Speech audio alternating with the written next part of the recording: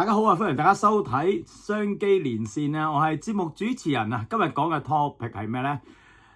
汽車服務員啊，好多人都覺得汽車呢個行業都係好難搞啊，但係其實你睇到喎，我哋用車個次數越嚟，即係每個人擁有嘅車嘅比率就越嚟越高喎，而且車嘅價錢越嚟平喎，點會冇得做呢？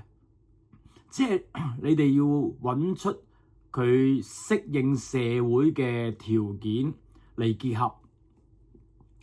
當例子啦，上一集都講咗啦，維修代理，維修咩維修代理？即係話我喺度服務呢個社區，但係我可以做好多整音響啦，我識得有啲鋪頭係專係整節油啊、機器問題啊。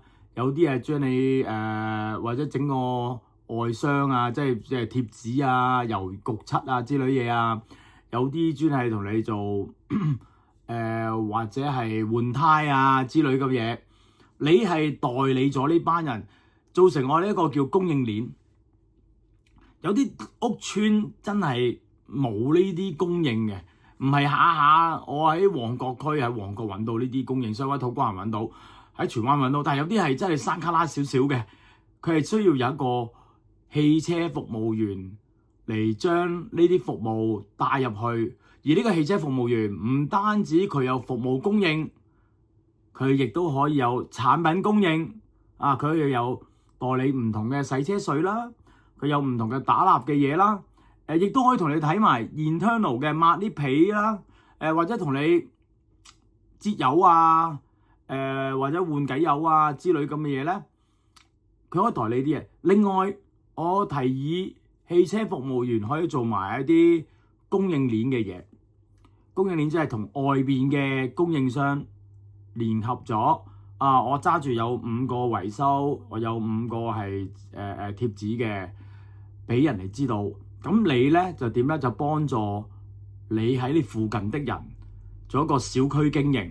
呢個小區經營，你一定要得到班人嘅信賴啦，因為我無端端揾一個人唔識嘅人，再攞架車揸過去，咁你要慢慢同佢油抹車、打蠟，幫佢慢慢再去幫佢揸架車去接人，又或者係送佢去機場，對佢了解呢架車啦，佢對你有信心啦，慢慢架車都俾埋佢維修代理。咁樣做下做下咧，就會有好多個服務。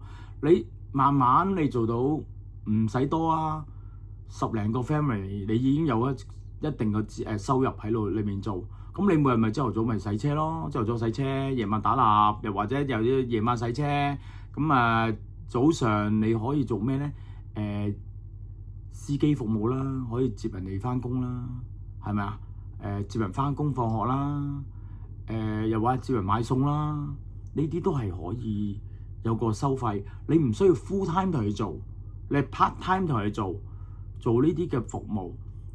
其實我成日覺得，就算我請個工人，我都想希望個工人能夠同我揸到車。其實真係好緊要，因為能夠揸到車，真係方便好多嘅。有個司機，但係你請一個司機而家起碼2-3萬蚊，咁你諗下啦，我而家唔使喎，我睇下用幾多錢啦，每日幾多錢啦，每單點計啦。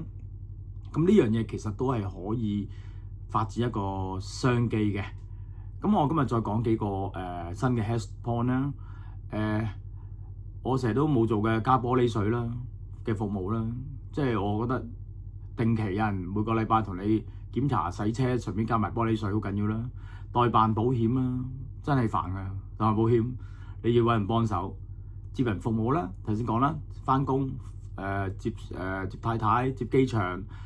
接所有嘅嘢，你去睇戲，或者去接仔女去出去玩翻嚟咁樣，做司機服務啦，又或者可以做啲駕駛嘅補習啦。好多而家啲人自己嘅駕駛技術好耐冇揸過，想學翻嘅，亦都可以揾呢啲汽車服務員。其實大家唔好睇少呢個汽車服務員，如果能夠做到小區經營，揸住10幾戶或者一人幾架車噶嘛。你要保養嘅車，每個人都捨得會俾啲錢你嘅。咁我覺得你能夠做到小區經營，亦都喺用 Woo Your Life 呢個咁嘅平台嚟做呢個搞關係咧，長遠嚟講會好 long term 咯。咁希望你個生意咁樣慢慢積聚之後，唔夠啦，再請人翻嚟，將你公司再擴大。其實呢個生意亦都係有可能喺個小區經營變咗一個好大嘅生意嘅。